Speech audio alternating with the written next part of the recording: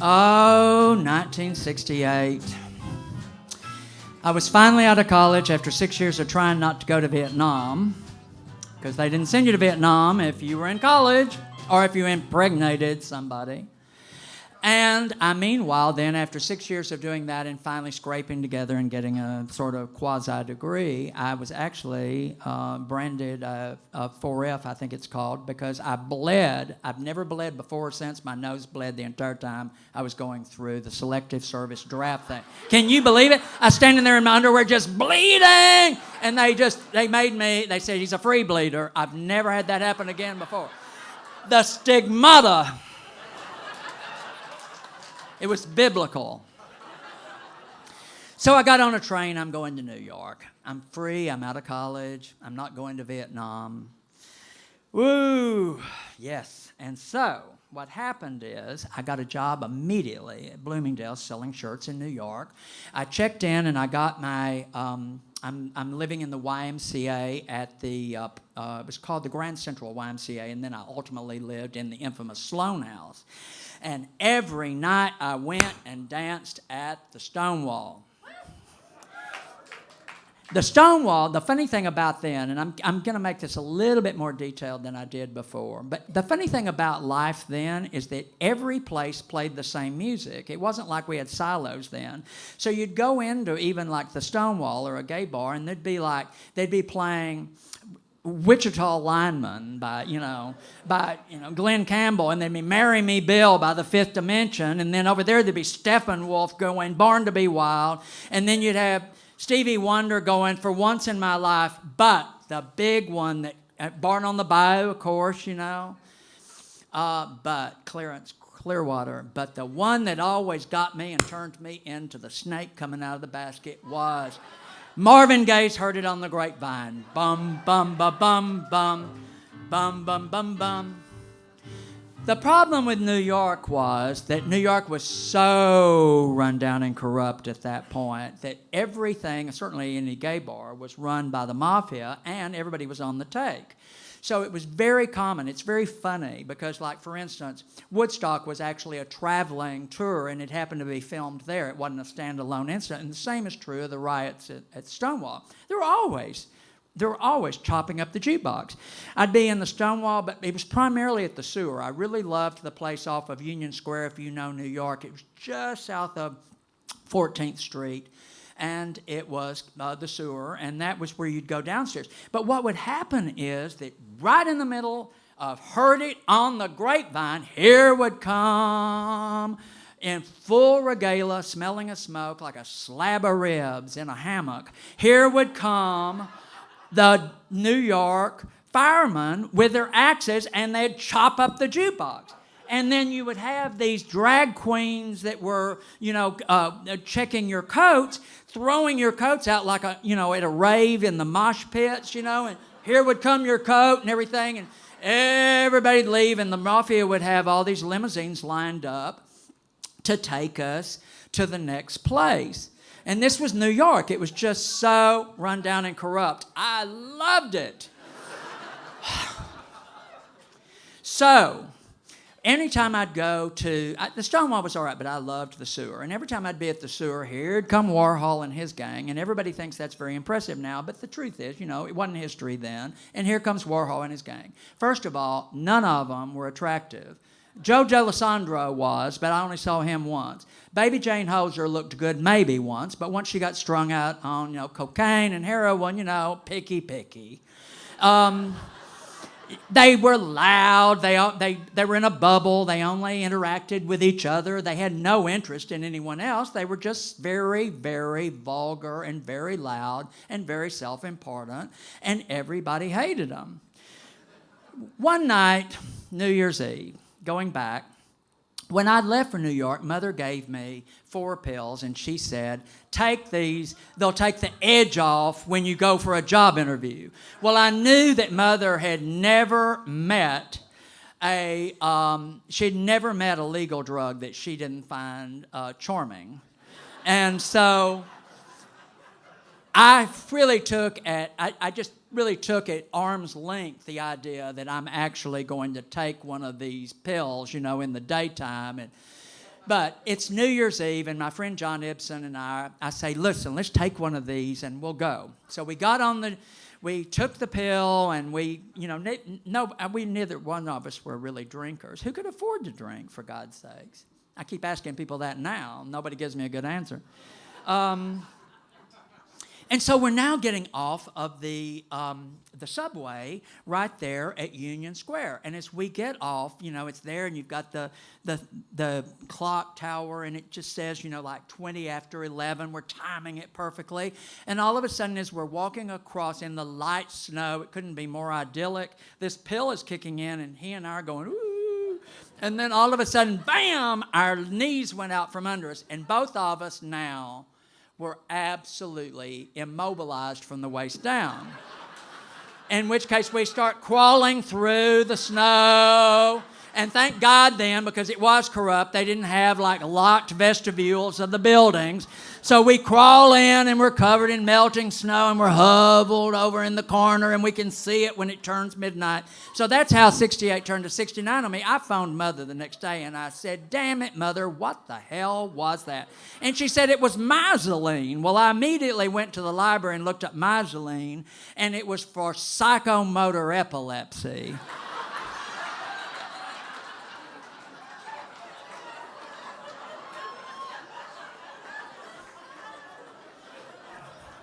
I had a hangover for 3 days, missed work. My legs just shook for days.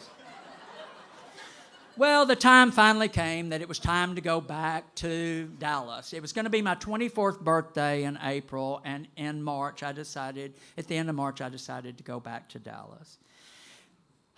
There was some guy that worked with me at Bloomingdale's. He was so cute and sweet, and he lived in the Queens, and he brought his car, and he was just, they all had those wonderful accents then, those bad boy accents, And as I was getting on the plane at LaGuardia to fly back to Dallas, he gave me a marijuana joint. Mine wasn't much of a smoker or anything like that. But anyway, I put it in my cigarette thing, because he'd also given me some cigarettes, because with him, I always liked smoking.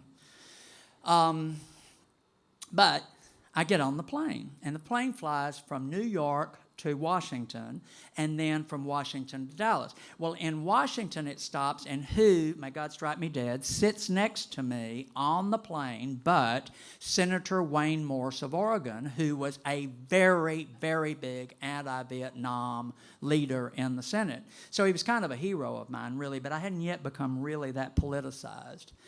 But I liked Wayne Morse. But he was sitting next to me, and his head was over, and he was having sleep apnea, and he'd go. So I finally thought, you know what? And I took out that joint. They had turned the lights out, in the plane. After all, it's the nighttime flight, and you could smoke on a plane. And I took the joint, and I'd go like that, and then I'd go right over the senator's face and go.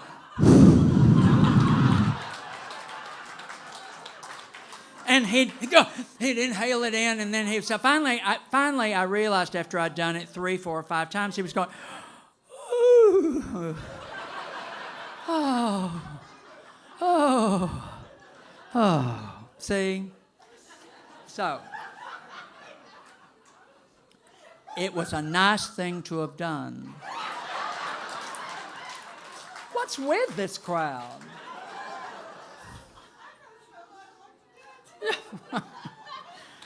So now I get back to Dallas, and my friends all want to do LSD. I'd never done LSD, but it was all even on the cover of Life magazine. So they said, let's do LSD, and let's go down. We're going to go down on April the 20th, 1969, my 24th birthday, to the Memorial Auditorium, which is right next to what is now the Dallas, City Hall.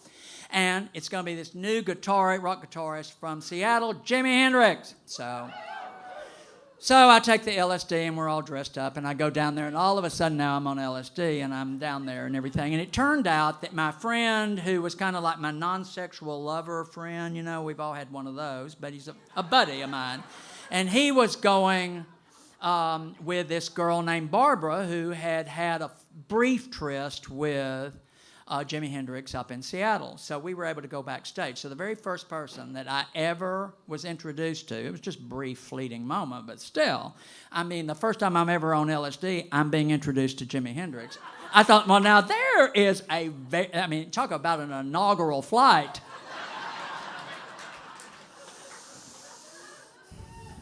Sadly, what happened then, not in May now, things were looking good. But in May, my father now was starting to become very well known as having been a hugely successful bassist in the big band era. So he was starting to be honored now in different jazz festivals. And I felt very proud of that because my father had been a has-been really the whole time I was growing up, and he had never gotten over it. You know, he was making $350 a week during the Depression, for God's sakes, which was a fortune, playing with top bands like Benny Goodman and everything. And then all through the 50s, you know, he just was struggling to make a living. So I went down to San Antonio with him, and as I drove back from San Antonio, we pulled in the driveway. It was on May 31st, 1969. And as we pull in the driveway, there's all these neighbors there.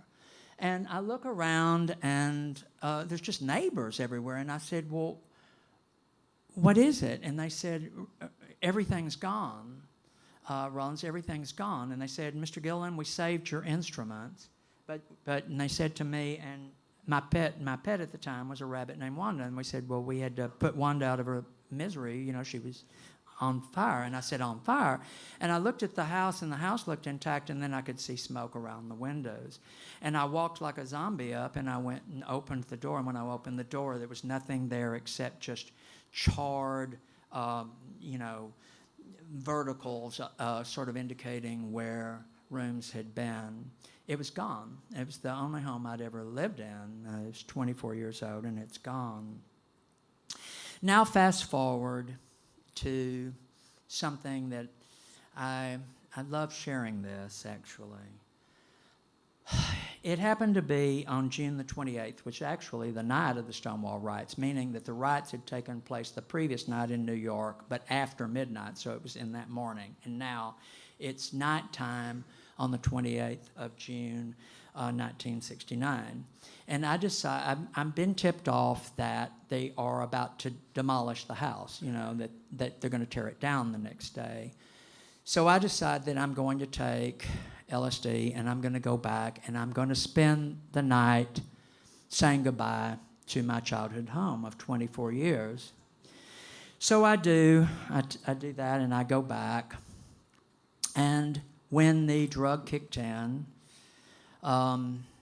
I just tried to relive and say everything again. I went and laid in the bathtub, and it was still black and peeling, like after Mother had done it. But it was full, of course, now of charred debris, but I just laid down in it and pretended that I'm in the bathtub. And I picked up the melted phone, and I pretended I was talking to Lynn Forless like I had the whole time I was a teenager. And then I walked through my parents' bedroom, and I went back in what had been my bedroom. And I thought, you know what, it's even prettier tonight because it was always open, but now I can see straight up. I mean, you know, I can see the stars, and it was a full moon. And I looked through the bathroom. There was still the frame of the bathroom when I looked through, and I could see Neville again, and I laughed. And then I lay down where my bed had been in the charred debris. And for a moment, I just lay there, and I could once again, as I watched the wind blowing the trees and feeling the breeze, I just one last time could remember what it was to have dreamed. When it was almost dawn, I walked out. I stood in the backyard and I looked at the house, the way you would say goodbye when you're leaving a funeral. And I said, you know, Rollins, you now have no home and you really have no past. It's the only place you've ever lived, really. And here's what you've learned. When we suffer absolute loss, close friends are very close for 2 weeks. And then after 2 weeks, they begin to drift. And after a month, they think we've begun to move on. But I said to me, but Rollins, you know that this loss, this tragedy is palpable, and the mourning indefinite. So, here's my poem to you. That rather than continue seeking solace from the empathy of others, adopt instead this approach to life's lament. That beginning now, tonight, you acknowledge what has long been true, that your constant companion, your loyal ally, the most trusted, comforting confidant, shall be forever you.